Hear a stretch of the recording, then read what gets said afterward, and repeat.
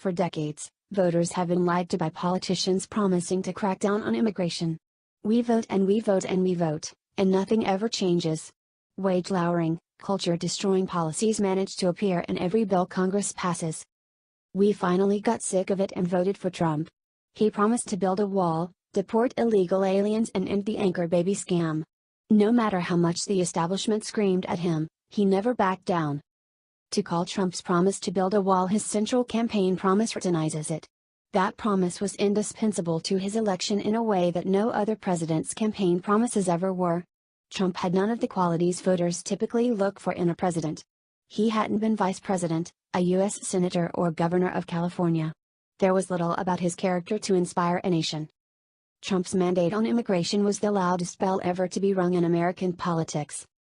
While I admire people's loyalty to the first presidential candidate to speak honestly about America's problems, what if they're being loyal to a false front?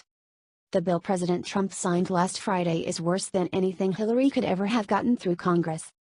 To mention the two most shocking examples, the bill prohibits Trump from using any Homeland Security funds to build a wall anywhere along the border. Only bollard fencing is permitted, and even that is allowed in only one small section of the border with the approval of local authorities. Inasmuch as the local authorities in that particular sector are liberal Democrats and/or beholden to Mexican cartels, the bill Trump just signed effectively prohibits any barrier whatsoever from being built on the border. The bill also expressly prohibits the deportation of any illegal aliens who are part of a household, or thinking of becoming part of a household, that contains an unaccompanied minor, that is any illegal alien who claims to be under 18 years old with no parent in the country. This is why the bill is being referred to as the Pedophiles Go Free Act. Trump, and those hoping to be invited to the next White House Christmas party, refers to this as a deal. General Custer struck a similar deal at Little Bighorn. The 3D chess crowd has heaped obloquy on me for pointing out these facts. He's doing his best. He's fighting.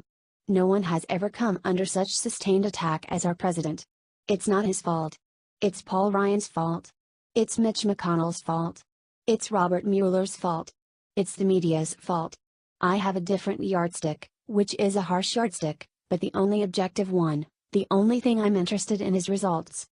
So far, Trump has spent 25 months not building the wall, capped last Friday by his signing a bill that will make it monumentally more difficult to do so. Today, the Hail Mary presidency is down to a Hail Mary pass. Trump has declared a national emergency and stated his intent to use military funds to build the wall. This is absolutely the right thing to do.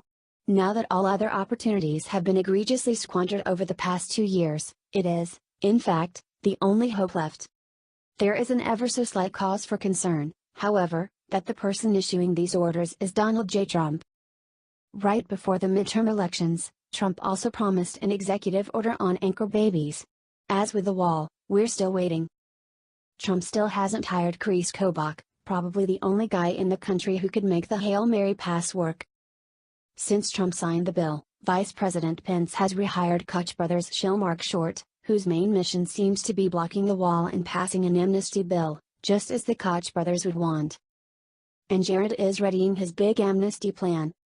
From the looks of things, I'm not worried that Putin has compromat on Trump. I'm worried that the Koch brothers have compromat on Trump. Trump's other top advisors just turned away the angel moms from the White House. The angel moms, Americans with children killed by illegal aliens, supported Trump back when his White House staff was calling him a bore, a joke, a fraud. But when these devoted Trump supporters showed up at the White House last week to lobby Trump against the open borders bill, there was no room at the inn, as the Washington Examiner's Ryan Gurdusky has extensively reported. Acting White House Chief of Staff Mick Mulvaney told the angel moms to go away, saying Trump wouldn't sign this wonderful bill if he saw pictures of dead kids.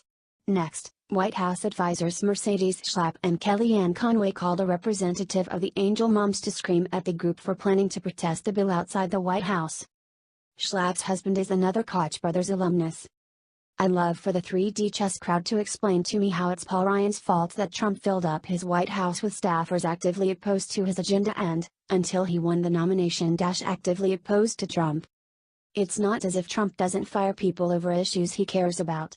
Annoyed with the idiotic Russia investigation, he's deep-sixed James Comey, Andrew McCabe and Jeff Sessions. To promote Jared, He's fired Corey Lewandowski and Steve Bannon. The obvious conclusion is that immigration isn't one of the issues Trump cares about. Those are the facts. I know there are people who are tired of hearing it. I'm tired of writing it. But we can't shrink from uncomfortable truths any more than Trump did in 2016.